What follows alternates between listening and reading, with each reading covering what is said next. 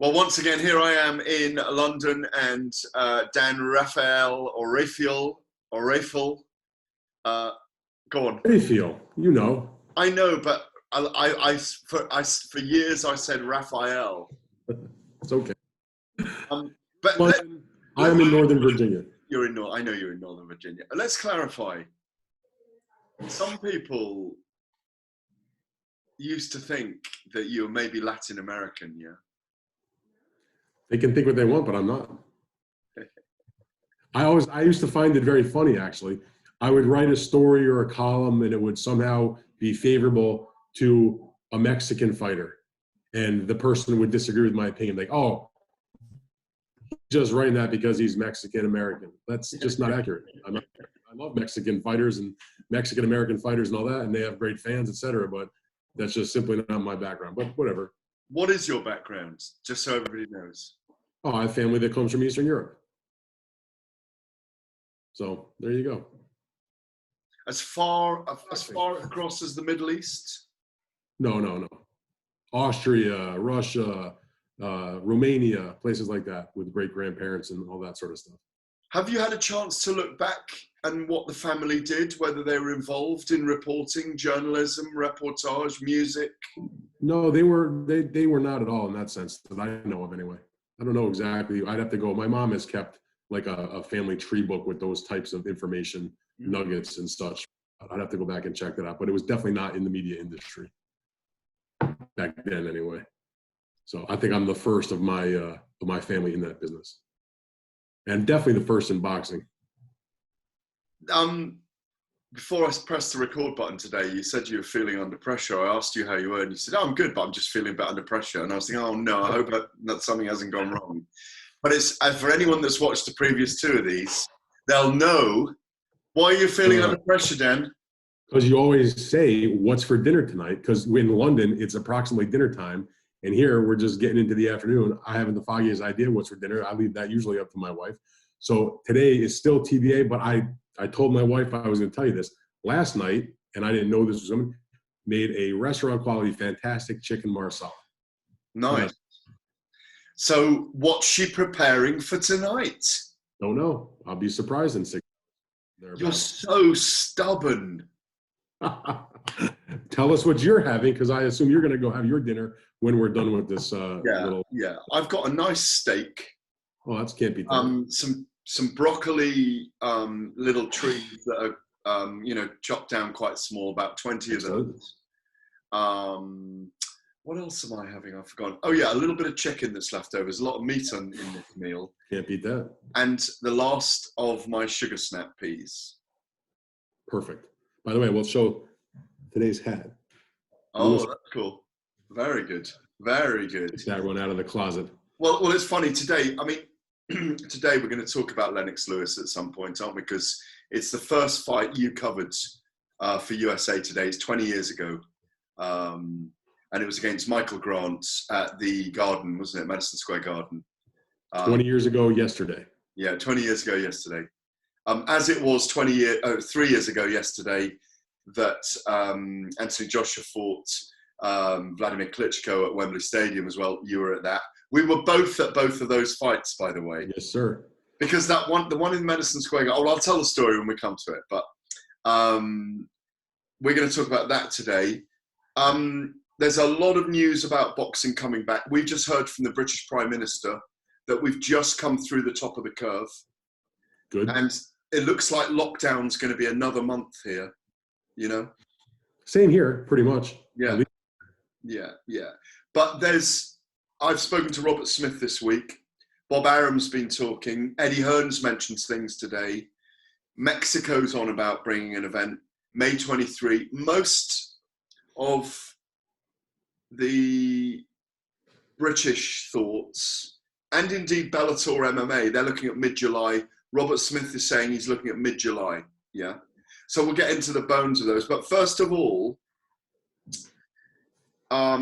you came out with this story. May 23, Mexico. You think that's doable?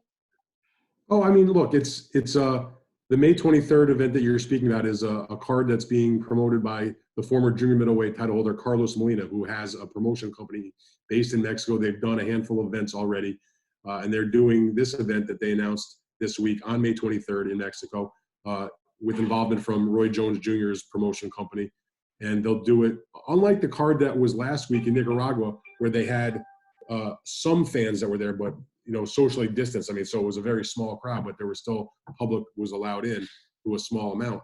This is a card that will be done, from what they announced, with no fans, just the regulators and the most necessary folks that have to run the event. And Molina's comments were, look, we're going to be, do it in conjunction with the medical professionals and make it as safe as possible for, their staffs and for the fighters and their teams. And it's only 5 fights, so it's not a huge card. And we'll see if they can do it. And if it comes off in a reasonable way, I'm sure we're going to see more fights down there. I know Fernando Beltran, who has Zanfer Promotions, probably the #1 promoter in Mexico, talking about doing events in June with no fans. So I think that will happen for sure.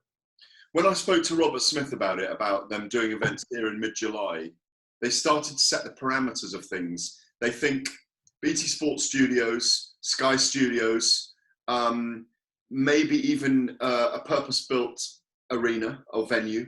And Eddie Hearn's got on board with this today. I spoke to Robert yesterday. Maybe having an entire hotel that's used for the purposes of it, so that it's permanently disinfected, it's permanently full of COVID-free people, and they use the same buses to take fighters, reduce staff, no ring card girls, everyone who's tested, certain people maybe not above a certain age, all using that one hotel. That's the entire hotel is taken over for the fight. And Robert also mentioned, Dan, that it would probably be 6, 8, 10 rounders to begin with, rather than having championship fights, Yeah, I mean, that makes sense. And obviously those 6 and 8 round fights, from an economic point of view, they cost less money. So because there's no gate involved, and if there's TV money, it's probably small because it's not major fights. So I think they want to run before, or they want to walk before they run, let's say. So they try to put on 1 or 2 of these type of shows just to see if they can be workable. They ramp it up to a bigger fight. You don't want to. I guess I can understand why the British board, as well as the promoters, wouldn't want to start off with some big fight, because they don't want anything to go wrong. So start off with something a little smaller, dip your feet in, make sure things run smoothly. You sort of get a routine, and then you can ramp it up to some bigger events. Well, that's exactly the thinking. You're absolutely right in all of that. But they're still going to follow very strictly government guidelines. They're going to stay. They have to. And I think they'll do the same thing when stuff starts up in America also. Well, you say that in boxing, but we're not getting that in mixed martial arts. The UFC are doing events in Jacksonville, Florida, May 9, May 13, May 9, May 13, May 16. Yeah. And they're having a virtual media day and a virtual press conference and virtual post-fight interviews. They've sent out a press release today saying they're having that. They're not. This is what worries me. And I spoke to Scott Coker yesterday of the UFC's biggest rivals, Bellator MMA. Sure. They're looking at mid-July as well. On the CBS lot in LA, they'll have lost 6 events by then. And Scott Coker, the president, was saying, we might do an event every Friday night, for 6 weeks, and try and catch up with our events. Again, behind closed doors, no ring card girls, etc. He said, but we need our testing procedure in place. We're going to have a virologist, specialist doctor with us. But he also said, and this is for interest for you and for me, that Bellator might go on Friday nights. And given that Showtime is now part of CBS Viacom, they may do boxing events from a lot next door to it on Showtime. You probably know about this as well. Yeah, now those would probably be on Saturday nights. I mean, I get that. Exactly. Top Rank and Bob Arum have talked about doing several shows in a row over this course of a couple of weeks, again, to sort of catch up. I mean, you mentioned that Bellator has had to cancel so far. I think you said 6 shows. There'll be 6 by then, Right. So Top Rank has already canceled, I think, 10. 7 shows. Yeah, and it would have been 10 by the end of this month. Yeah. So, I mean, and it's not just them. The PBC has canceled several shows. Yeah. Golden Boy, Eddie, both his British cards and his American cards. So every promoter out there, whether it's mixed martial arts or it's boxing, obviously are behind on what their initial schedule was. And, they're still, even if they put on that number of events that they hope to, and again, it's still fluid. I don't think anybody should, mark down and pen that these events that they're speaking about are definitely going to happen, because there's still a lot of things that could go wrong. But if they can catch up in that sense, they're not truly going to be caught up in one way, because a typical show might have, 9 or 10 fights, at least in terms of Top Rank. They're talking about doing events that may only have, say, 4 fights. Yeah. So it takes basically 2 shows to equal what would have been 1 show. And so there's still going to be guys who are behind in terms of fights that they're supposed to have in a given year. Again, it's so fluid, Gareth. Who the heck knows how it's really going to unfold? Robert Smith told me that if they start in mid-April, it'll be something like, if you count the small hall shows around the UK as well, it's something like 60 shows. Yeah, it's a lot. Amazing. It just shows you, just look at the small ticket sales, the big pay-per-views, that translates to an enormous amount of money and an enormous industry of people who are paying mortgages, putting kids through schools, buying nappies, filling their cars up with petrol. I mean, it's just... You know what, though? It's not just the people who are involved in a combat sports business. It's everybody, whatever your business is. If you have a restaurant, if you own a movie theater, if you own a barbershop, if you own an auto mechanic, if you're, working in any kind of business that has a business that makes money off of those businesses. It's all the other professional sports leagues, whether it's NFL or Major League Baseball. I mean, they lost the end of their spring training and the beginning of their season. There would be that's hundreds of games that have already been postponed or perhaps canceled. So it's not just the setbacks in what we are involved in. It's every business across the world that you could possibly think of. And in the new normal, as it's called, exactly. There'll be no spitting. Will they stop fights straight away if there's a cut? There's all these things to consider, They're going to have to come up with those rules, and fighters and everybody involved are going to have to live with it, My view is, because I've spoken to a lot of people involved in and around the UFC process, journalists who are very close to the system. And I said, have you had any guidance? Because I can't get any guidance on how they're going to test people before they do this event. I don't think they know yet. I don't think they know for sure. Well, their fighters will be arriving next week. They better figure it out. I mean, until they publicly make us aware of how they're going to test these people and the crews before they go in there in the Jacksonville, Florida events, May 9, 13, 17, 16. I mean, I don't see a way, unless they've got a complete and utter strategy, that it will go ahead, I think everybody is, to some degree, flying by the seat of their pants right now. Nobody really knows. And even, and again, I'm no expert on this, but I watch the news, I read the papers, I look at stuff on the internet. Even people who get tests, they're not even sure if those tests are 100% accurate or even close to 100% accurate in the results that they yield. That sometimes they're barely 50-50. So what good is that? If you take a test and it says you're negative, but it's a 50% chance you're positive, but how, that's like, just throwing a something at the wall to see if it sticks. It makes no sense. It may sound good that they're getting tests, but if the results are not accurate, what's the purpose? That's why I think, and listen, it's one thing to do a card in Nicaragua. It's another thing to do a club card with no crowd with 5 fights in Mexico. They're at a much lower level. But if you're talking about a UFC event that's national television with name fighters or any kind of boxing event, of a similar level, they got a lot more things that have to get in order before you can actually see these athletes, in the ring or the cage. Let's move on to great points then. And yeah, that other topic is too depressing. Oh, we have one special guest to say hello. Hey! Okay. Say hello to my friend Gareth for a minute.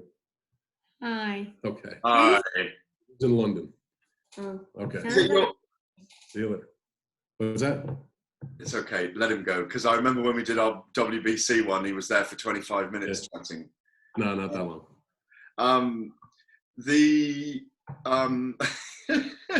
Bro. Hey, what's for dinner? What's for dinner? Don't encourage him. What's for dinner? Stop. What's for dinner? What? He wants to know What's for dinner? Donut.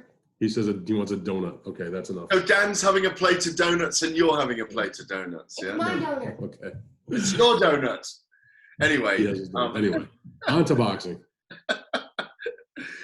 Yeah, so this card, Lennox Lewis versus Grant, I think it was billed as the tallest heavyweight fight in history, wasn't it? At the time, I think it was. It was called Too Big. Too Big. You know what they remember? They put Michael Grant, who was like 6'7", and Lennox was about 6'5", and they superimposed their images, along with the World Trade Centers, obviously prior to when they were, knocked down in the terrorist attack. But it was a very hotly promoted fight. I think a lot of people were very interested in the fight. I'll never forget that. I mean, it was 20 years ago yesterday for me, but I still remember so many things about that whole week so vividly because it was my first experience as the writer for USA Today. So it was a really big deal for me, a really big deal. And it was a card. I actually watched some of it on YouTube, not just the main event, but fighters that I became, had been big fans of or became big fans of and got to know and covered so much besides Lennox on that undercard. In the opening pay-per-view fight, you had a young Vladimir Klitschko against Bastos, who we blew out in 2 rounds. And then in the second fight on that pay-per-view, you had Arturo Gatti, blew away Eric Jakubowski in 2 rounds. He was coming off that spectacular knockout against Joey Gamache. And then in the feature, a world title fight between Junior Jones and Paul Engle. But seeing Arturo Gatti and Klitschko, and then in my own life and career, having gotten to know those guys and covered them so much, that was the first time I'd ever, met those guys or been around them. And obviously the same thing with Lennox. Well, obviously I covered Paul Engle very closely. I remember traveling over to that event. My wife came with me, my ex-wife came with me. And I remember going up to first class, I think it was at Virgin or British Airways, and sitting up at the bar for most of the flight with Frank Maloney. There you go. So we were chatting, and I was into Gareth Davies at a bar. That doesn't sound like something that I could see happening. At a bar on a jet, please. Yeah, exactly. What I do also remember from the event, I mean, we'll talk about the main event in a minute. I watched a little clip back of it as well. It may be the same one that you watched as well. Vladimir's English then was really not what it is now. Nope. Yeah, exactly. He was interviewed obviously by Larry Merchant, and he had a translator that was translating it to German that I found unusual at the time because we knew he was Ukrainian. But Vladimir was trying to push away his translator. It is the same translator. That was Hadi Tal Muhammad, the late matchmaker for Universum Box Promotions, who had become a very good friend of mine over the years, who was a brilliant boxing guy, who spoke about 8 languages. And that was one of the reasons he was so successful as a matchmaker, because he could make matches with fighters from any number of countries and speak fluently with their language to get those deals done. And, Hadi died a few years ago, but he was a guy that taught me a lot about boxing. And I'll tell you a quick story about Hadi Tal Muhammad. When I was doing my prospects list one year, this goes back probably 10 or 12 years ago. When I do those prospect lists I used to do each year for USA Today and later for ESPN, I would, it wasn't just my own opinion. I would canvass experts in the field and talk to different people involved. And so Universum had a good stable. And what Universum was very good at was they were really the first promotion company that I was aware of that would take a lot of their undercard fights, because they had some major televised cards in Germany. Darius Mikulchevsky and Juan Carlos Gomez and Grigori, any number of, and the Klitschkos, of those top European stars at the time. And what they would do is, besides the televised cards, the fights that would air in Germany, they would take their undercard bouts with their 4 and 6 and 8 round kids, and they'd put them on YouTube, which was like now people are like, that's expected. Stream undercards and that. People have to realize that 10, 15 years ago, that did not exist. Nobody did that. Universum was really, again, to my knowledge, the first company that made it a point to put their undercard fights on. They weren't live, but if they had a card on a Saturday night, probably by Monday, they would have those fights on the YouTube for anybody to watch, not GeoBlock. You could watch them anywhere. So I would go on, and the junkie that I am, I would watch those undercard fights. And one of the fighters that I saw fight several of his early fights in those sort of 6 and 8 round kind of fights was a young Gennady Golovkin. And I was really impressed. I didn't know anything about him other than this was a guy from Kazakhstan who would won a silver medal in the Olympics. So when I was doing my prospect list one year, and I forget what year it was, it might have been 2011 or something like that. I remember talking to Hadi on the telephone, and I was considering Golovkin for my top 20. And I asked him, and one thing, if you ever knew Hadi Tal Muhammad, he was rough and gruff with the way he spoke. Real deep, gravelly voice, smoked a lot, curse, like a sailor. And but he was very honest of when he would assess fighters. If you ask him about one of his guys, he would be straight up. We have him because he sells tickets. We have him because we think he can be a star. We have him because we're doing a favor for so and so. I mean, he, in a private manner, he would tell you the real deal about their fighters. And I asked him about Triple G, who was one of their guys, and without even hesitation, I said, I'm thinking about putting him in my prospect list. I've watched some of your shows. I think, he looks good to me. He goes, and I'm not going to try to imitate the voice because I can't do it. But he basically said to me, that's a good pick because he's a guaranteed future world champion. We think he's got tremendous talent. And I was like, that was good enough. His word on that type of talent was good enough for me. And so I put Triple G on that list. And I mean, I don't know this for a fact. You could maybe Google it or check it out. I have to say, I'm probably the first American boxing journalist to ever write Gennady Golovkin's name and talk about him in any manner in this country. And within a couple of years after that, he was making his debut on HBO and scoring spectacular knockout after spectacular knockout and became one of the biggest names in the sport and, a great middleweight world champion. No, you can have the award for that, Dan. There's no doubt. You're the first to do it. I'm presenting you with that award right now. Thank you. I'll tell you. I happily accept. I'll tell you another thing about that card. Vladimir Klitschko was a very aggressive, really ebullient, aggressive, killing fighter at the time, wasn't he? He was a killer. He was about 5 or 6 fights removed from his one loss, his loss to Ross Purity. He was fearless at that point, wasn't he? He was a very fearless heavyweight. Yeah. And David Bostis, at the time, his record was like something like 22-1 going that fight. He was not necessarily considered a top contender, but that was considered like a legit opponent for Vladimir at that time, and he just annihilated him. Well, it's interesting because when you came on Talk Sport on my Fight Night show a couple of weeks ago, and we were talking about Mayweather early in his career, he was a really aggressive fighter. When he won against Gennaro Hernandez, for example, he was really aggressive then. And we see, it's funny, isn't it, how it's not people forget, but kind of folkloric history is often invented. The longer someone is there, I mean, look at Bernard at the end, Bernard Hopkins. He just used to fiddle his way through fights in the end, he was also super aggressive earlier on. I mean, what happens is super aggressive as a record-breaking middleweight. Take a Mayweather. He was able to be super aggressive as a 130-pounder because he could overpower those guys. But as he grew as he moved up to bigger weights, and now he's fighting much bigger fighters at 147 pounds, and even a few fights at 154 pounds, it became, I won't say he became more defensive minded because his defense is always spectacular, but he understood there was more risk in being aggressive against guys who were much bigger than him. So, because Mayweather is such a smart fighter, he was able to do what he needed to do to win those fights. In terms of Klitschko, he had been stopped by Purity, but it wasn't like it was a legitimate stoppage, but it was more him running out of gas than the other guy hurting him or anything like that. If you watch that fight, so he still had that mentality, I can go just blast these guys out. It was only, I think, maybe after what happened with Corey Sanders, that he become a little bit more defensive oriented. And also he had then linked up with Emmanuel Stewart, who, whether it's good for boxing or bad for boxing, and he did this with Lennox Lewis also, he taught them the art of holding, that, lean on the guy, grab onto the guy, do what you can, and until the referee starts taking points, do what you got to do. And when necessary, he was able to do that. And so he became more defensive minded, even though he was a great offensive fighter when those hands go. When he was in his best, you could argue easily that Vladimir Klitschko had the best right hand in the sport, had the best left hook in the sport, and had the best jab in the sport. I mean, he had the best of those 3 punches. It was just a matter of utilizing them. It's funny, every time you talk about something, it triggers me to think of something else, which is, you mentioned Corey Saunders there. Not a lot of people will know this, and it's not really out there. I was chatting to John Fury one day, and he was telling me that he was offered a fight with Corey Saunders when he was a pro. And he decided not to take it because he knew they just wanted him to go over to South Africa to get beaten up. Right. And if you think John was fighting in the mid-'80s, and I think it would have, John's the same age as me, so no, it would have been late 80s into the 90s as well, because John's 53, 54. He's the hardest 54-year-old in the world, remember? So, let's go back to that night and that week. As I say, I came over, I brought my ex-wife with me. My big story from that night, because I want you to talk us through about what Lennox meant to you guys then, and whether you saw him as British or Jamaican or Canadian. Obviously, Frank Maloney was there that night in his little Union Jack suit, if you remember. Hey, exactly, sure.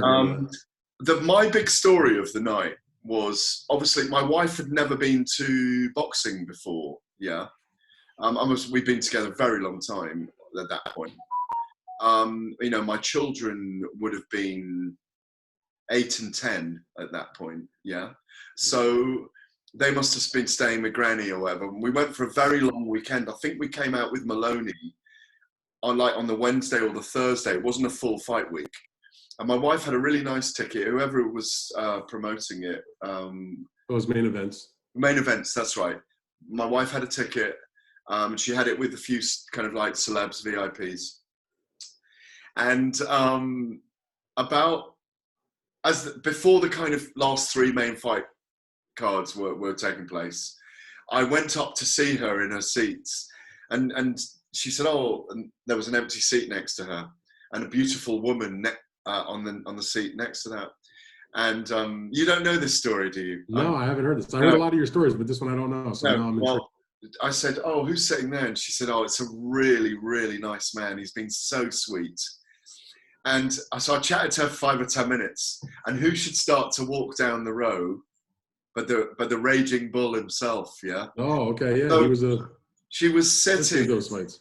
She was sitting with the Raging Bull and his girlfriend, And I said, darling, he's a very nice man now, but this is a guy who's been a very nasty man at a lot of periods in his. It was Jake Lamotta? Was he wearing the cap? Jake Lamotta. He had his black cowboy hat on, and he came along and he said, I'm enjoying speaking to your wife. Very pleasant. I said to my wife afterwards, you've just seen Lennox Lewis fight in your first ever fight at the Garden, and you've been to the Garden, and you sat next to Jake LaMotta. You didn't get a bad start here tonight. Do you know what I mean? I'll tell you a funny Jake LaMotta story. I don't remember what fight it was, but I was in New York City covering a fight, and myself and probably 5 or 6 other writers, and also Lou DiBella, we went to the very famous restaurant called the Lanes in New York City. And that was a place where a lot of celebrities and boxing people would hang out, sports people. So we're sitting there having drinks and having something to eat. And Jake LaMotta, which I guess was in the neighborhood where he lived at the time and was a regular there, came in and knew some of the writers that we were sitting with and knew DiBella. He was wearing the cowboy hat, and I'm sure he did this 1,000 times in his life. He came over to our table to say hello, and he bowed, he shook hands with people, said hello. And he said, he took his hat off. He said, by the way, it's good to meet you. I'm Robert De Niro. Robert De Niro had played him in the film Raging Bull. So he was making a joke that was, I'm sure he told 1,000 times, but for somebody like myself, it was the first time. I thought it was absolutely hilarious that he introduced himself as the actor who played him in this famous movie. Apparently he raised hell during the making of that film because he was a great advisor to it. I remember Bill Kaplan, who we both know, who was obviously the PR publicist for George Foreman and others, but notably for George Foreman, told me that Jake LaMotta played hell with those guys during the filming with Scorsese and all this. He wanted this, he wanted that, but it's one of my very, very, very all-time favorite films. And the biopic is extraordinary, isn't it? Yeah, won the Oscar. It won the Oscar. There you go. So tell me, just to finish this little section, about Lennox and also what happened to you at the end of that weekend. And you walked when you went home, or were you in West Virginia then or not? Well, I live in Virginia. I was still living in Virginia because that's where USA Today's offices were located. So I had moved from upstate New York to Northern Virginia, outside of Washington, D.C., for my job at USA Today at that time, and had gone to New York City for that fight. I had started like in mid-March of 2000 and was working mainly out of the office writing whatever, but that was like the first, big enough fight where they sent me out on the road to go cover the fight. I remember so much about it, but I was always a Lennox Lewis fan. I was considered for many years among the boxing press like a Lennox guy, because Lennox, used to get skewered by the American media. I thought, both as a fan before I was covering, and even then when I was covering, and reading what my ringside colleagues were writing, I thought that so many of them were very unfair to Lennox Lewis. You know, they held against him what had happened against McCall, I thought unfairly. They somehow held against him things like the Akinwande fight, which was not his fault, or even the McCall rematch, not his fault. That, you know, he wasn't the guy hugging Akinwande, or Akinwande. It was the other way around. It wasn't him that had the nervous breakdown in the ring. He still beat these guys, and you know, he had scored spectacular first-round knockout against Galata. You know, he'd really been doing damage to some good quality guys, and just was not getting, you know, really the props he deserved. You know, he destroyed Shannon Briggs, you know, to become the lineal champion, even after Shannon had gotten a very disputed, controversial decision against George Foreman. So I never quite understood why they didn't take to Lennox. Now, I get it from a personal point of view. Lennox can be aloof. Lennox can be standoffish. He wasn't the friendliest guy when he was fighting, which is funny because post his career as a boxer, Lennox is a wonderful guy. He's nice. He's funny. He'll goof around. You know, he's charitable. And it's a lot of things that were the opposite of what he portrayed as an active boxer. I think that his legacy has grown dramatically since his retirement, partly because he was really great and also because he's become a good guy with the public. I think his character is still the same, but I think he needed to maintain the focus to do what he did. And his humor's still the same, but what I'm really pleased for him about is he's really loved now. He's loved in Jamaica, he's loved in America, he's loved in Canada, and he's loved in the UK. So who was he actually representing? Everybody loves him. Just finally on this bit, can you recall the feeling you had traveling home after covering that event? Yeah, no, I was like, I can't believe I get to do this and they pay me. A great experience. I mean, it was my first heavyweight title fight, first fight for the number one paper in the United States. And it was, you know, again, we didn't have a print edition on the weekend. So the fight was late Saturday night. So my piece about I mean, I had written leading up to the fight, but the piece about the fight runs in the newspaper on Monday. This is before we were utilizing on a regular basis the website for breaking news and fight night reports and that sort of thing. So the real rush wasn't coming home on Sunday from the fight. The real rush was getting to the office on Monday and picking up the paper and seeing. Yeah. I mean, I had stories in the paper before that, but it was the first one on the actual fight that I had attended. And so that was when it really sort of hits you. And then it was on from there. You know, a few weeks later, I'm in Atlantic City at another heavyweight show with Hasim Rahman and Corey Sanders when they had their exciting fight, double knockdown that wasn't called. And then, you know, from there, I was just, you know, doing, you know, probably at least 1 or 2 fights a month. I still feel that today when I'm covering big fights and I get, you know, a 2.5 or 3 page spread in the Monday paper, and then it goes on for a double page on the Tuesday. It never gets tiring, and it's not an egotistical thing. It's just an absolute privilege and a pleasure to be the person that's recording that in history for the Telegraph, or I can say this, or whoever it is, you know. You know, you probably agree about this. And in 20 years of doing this and covered however many hundreds of big shows and small shows all over the place, you know, certainly all around the United States and, you know, several other countries over the years, I never once took it for granted. Never. I agree. Neither do I. And you know, because we're both the same. We're very different types of personalities. We hug it out every time we see each other. But you and I never stop working in those fight weeks. We never stop. Well, I have a little tipple. We go to a couple of dinners together during the week, which are media dinners. They're a part of the ritual. But we're actually working because we're interviewing people at those dinners generally. Sometimes that's absolutely true. No, it's not sometimes. It's always the case. Because you don't go for the dinner, then go night clubbing and you're with women. And no, you go to the dinner, you have a couple of drinks, you talk boxing generally, we swap stories, and then you go to your room and you've normally got a piece to finish before you get up in the morning. Well, not only that, but those were always great kind of social events. Yeah, they are. To you know, to get to know the sources, to see them not in a real business-like atmosphere, that you're kind of hanging out, like you said, you're having a meal, you're having a drink. It's you know, you get to know the person, maybe not just, you know, whatever they're trying to sell. And I always enjoyed that. So, you know, you go to those types of things and you get a chance to sit with somebody that you are used to just interviewing as at a business level, but you find out about their families, or maybe you meet their mom. I went to a dinner, you meet a boxer's mother, their sister, their kids, that type of thing. And that sort of made it interesting. You get to know the person more than just the fighter.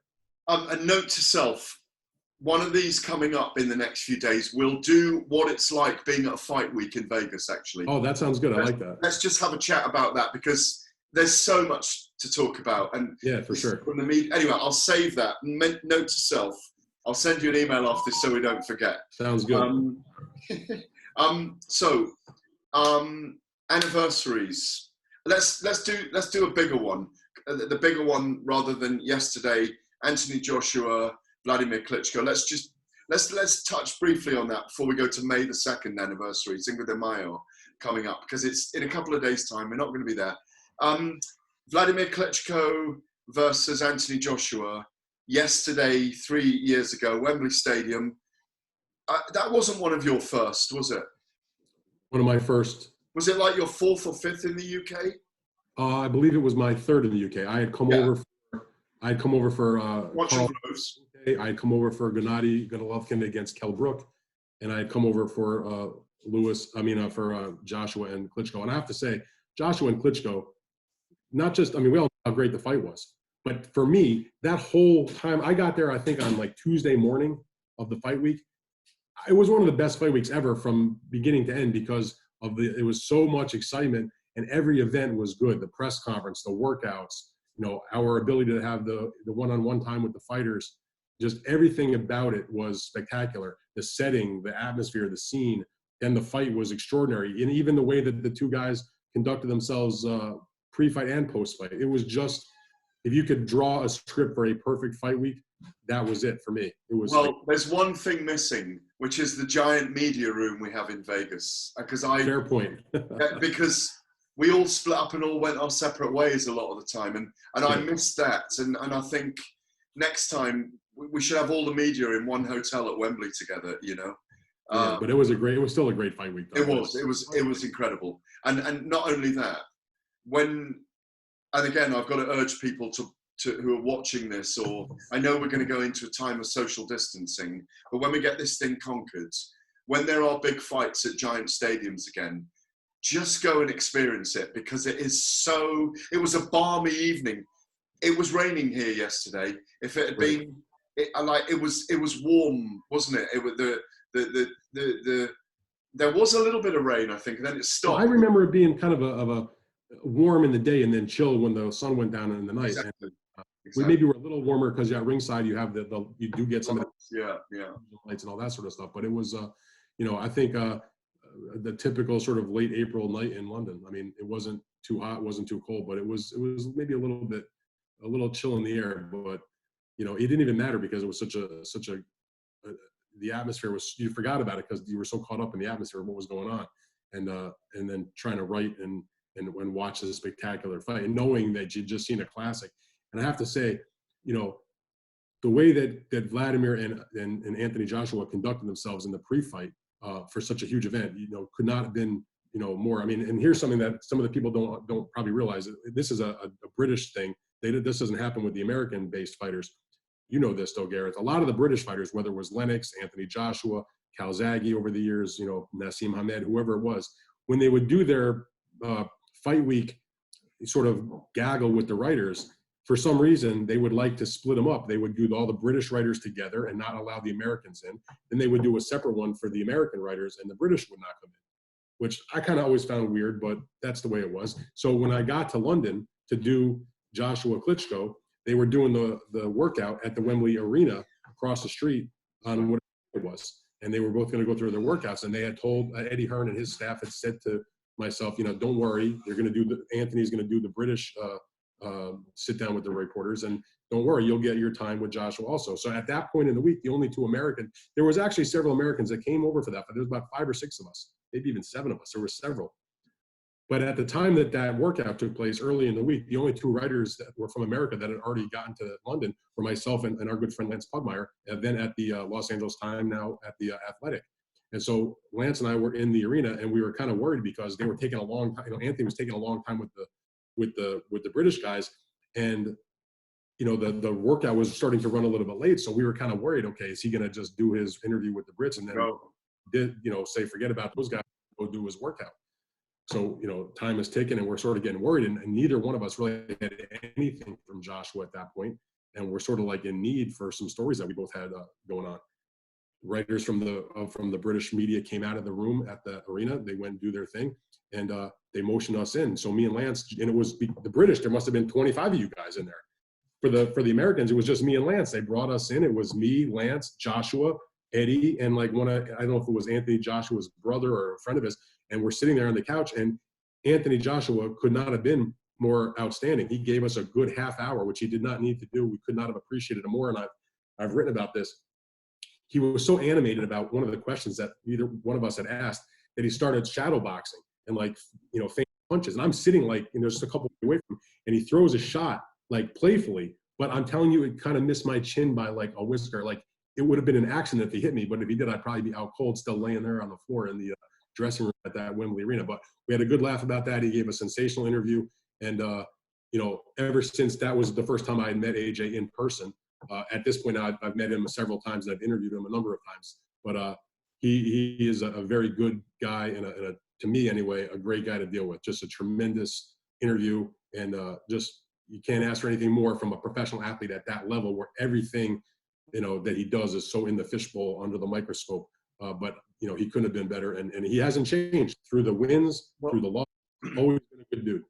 Well, I think that fight for Joshua is his favourite because he idolised in some ways Klitschko, and he likes the way he carries himself. And Klitschko had given him a great advice 3 years earlier, and Joshua had taken it to. In fact, they're still very, very good friends. And they are. I've written about that. It's almost like a little brother, older brother relationship. I mean, when Anthony had lost to Ruiz and he was sort of down in the dumps and he was going to have the rematch, he was sort of, trying to collect himself and sort of gather himself mentally, and he told me the story, and I confirmed it with Vladimir and ended up writing a story about it in the pre-fight prior to the rematch against Ruiz, who was the one that contacted him. And, because they had kept in touch, they had each other's cell numbers and stuff.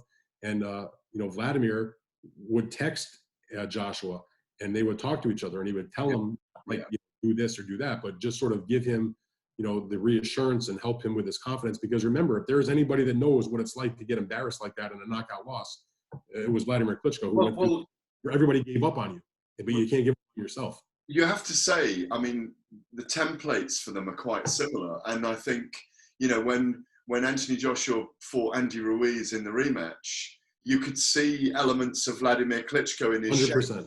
So anyway, we could go on about this for hours. But I want to check one more subject with you tonight, and that is right now, if it weren't for the coronavirus pandemic and the lockdown, you and I would either be here covering Dillian White's fight, and I might have been here, but we could also have been in Vegas with Saul Canelo Alvarez and also Billy Joe Saunders. That wasn't officially announced, but that was going to be the opponent for Cinco de Mayo, May the 2nd, in 48 hours' time in Las Vegas. I have accepted lockdown, I've accepted captivity, and I've accepted it for another month. Yeah. And then making decisions about how we move forward. I don't think we'll be at events for 3 or 4 months, personally. I don't think they'll need us there. In fact, it's probably better for us to stay away.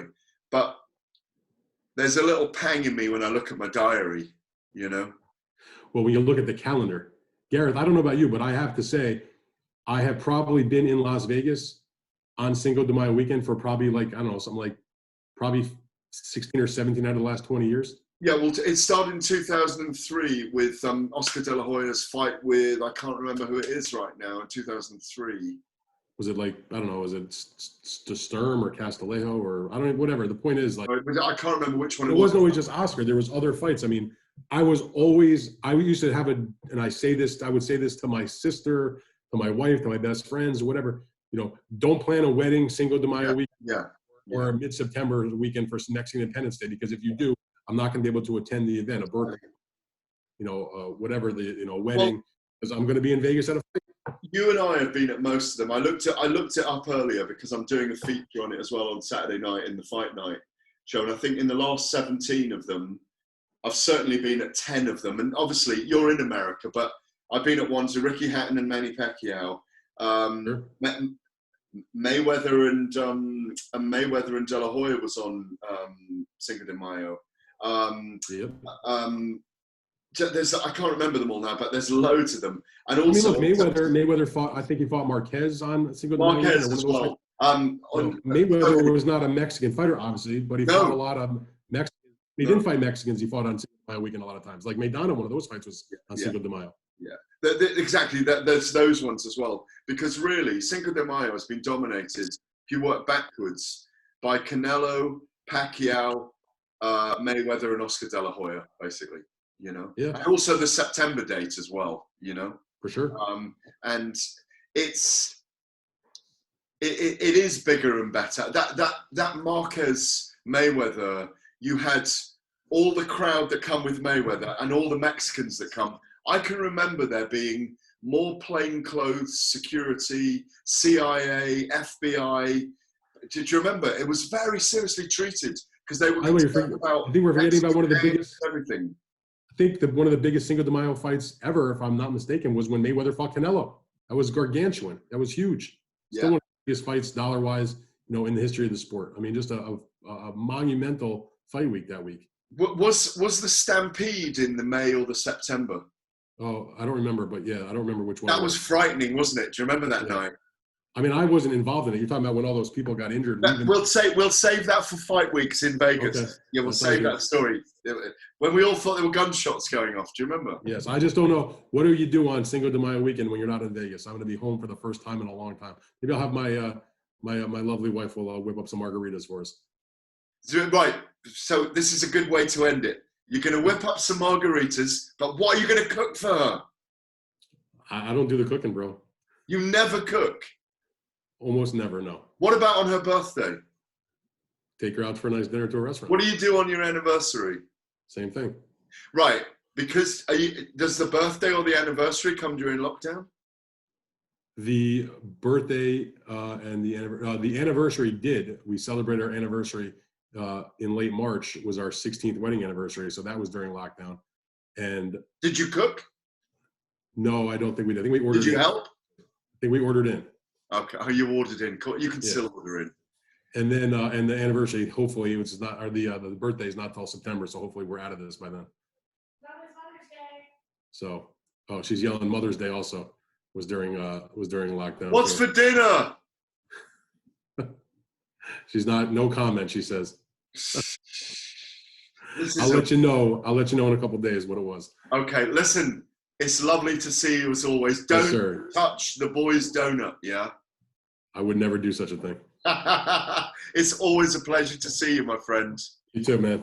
See you later. Well, all right, take care. Cheers, Dan.